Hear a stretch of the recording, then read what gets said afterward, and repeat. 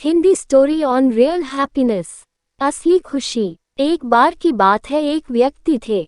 उन्होंने अपना सारा जीवन दूसरों की मदद करने के लिए निकाल दिया था। उन्हें हमेशा दूसरों की मदद करने में खुशी मिलती थी।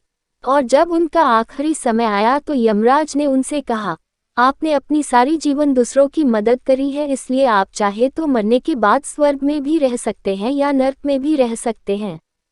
उस व्यक्ति ने कुछ सोचा और कहा, पहले मैं नर्क में जाकर देखना चाहता हूँ कि वहाँ कैसा है। अगर मुझे वहाँ अच्छा लगेगा तो मैं वहाँ रहूँगा, नहीं तो मैं स्वर्ग में जाऊँगा। यमराज उन्हें नर्क में लेकर जाते हैं और जब वह व्यक्ति वहाँ जाता है तो देखता है कि एक बहुत बड़ा सा हॉल है। वहाँ पर बहुत बड़ा टेबल लगा हुआ है।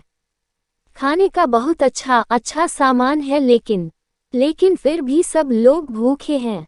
सबके चेहरे पर उदासी है और सबकी शक्लों पर साफ दिख रहा है कि उन्होंने बहुत समय से कुछ भी नहीं खाया है। उस व्यक्ति को यह बात बहुत अजीब लगती है कि खाने का इतना सामान पड़ा हुआ है, फिर भी हर व्यक्ति यहाँ भूखा सा क्यों दिख रहा है। उसने इधर उधर देखा, फिर उसने गौर किया कि सबके हाथ इस तरह हैं कि कोनी से किसी के भी हाथ मुड़ नहीं रहे हैं।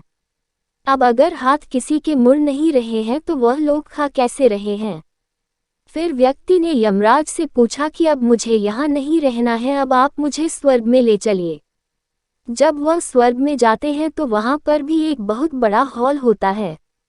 उस हॉल में भी एक बहुत बड़ा खाने का टेबल होता है जिस पे नर्क के जितना ही अच्छा खाना रखा हुआ था। लेकिन यहाँ पर सभी लोग बहुत खुश थे। यहाँ पर कोई भी भूखा नहीं दिख रहा था और हर इंसान के चेहरे पर एक अलग ही चमक दिखाई दे रही थी। इस बार उस व्यक्ति ने यमराज से कहा, अच्छा, यहाँ पर किसी को भी कोनी में कोई तकलीफ नहीं है। यहाँ पर सब अपनी कोनी मोड़ सकते हैं, इसलिए सबने अच्छे से खाना खाया है और सब अच्छे से रह रहे हैं। तो यमराज कहते हैं, नहीं, तुम ध्यान से देखो, यहाँ पर भी किसी की कोनी मुड़ नहीं सकती है, लेकिन यहाँ के लोगों ने एक दूसरे को खाना खिलाना सीख लिया है, इसलिए यहाँ पर सब खुश है। दोस्तों, हमारी जिंदगी भी इसी तरह होती है। हम पूरी जिंदगी खुद के बारे में सोचकर ही गुजर देते हैं, कभी हम दूसरों के बारे में नहीं सोचते। अगर हम दूसरों की मदद करेंगे तो कोई इंसान हमारा भी मदद जरूर करेगा और ऐसे ही हम एक दूसरे के साथ खुशियां बांटकर खुश रह सकते हैं, एक दूसरे का दर्द कम कर सकते हैं। इस कहानी से हमें यही सीख मिलती है कि हमेशा हमें जीवन में दूसरों की मदद करना चाहिए और कभी भी किसी को भी अकेला नहीं छोड़ना चाहिए। महान सेवा यह है कि हम किसी जरूरतमंद की इस तरह मदद करें कि बाद में वह अपनी मदद खुद ही कर सके।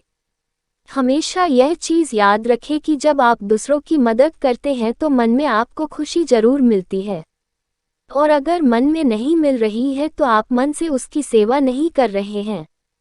तो यह थी real happiness story in Hindi की कहानी। अगर आपको यह कहानी Hindi story on real happiness पसंद आए तो इसे शेयर जरूर करिए और कमेंट करके बताइए जरूर कि आपको यह कहानी कैसे लगी।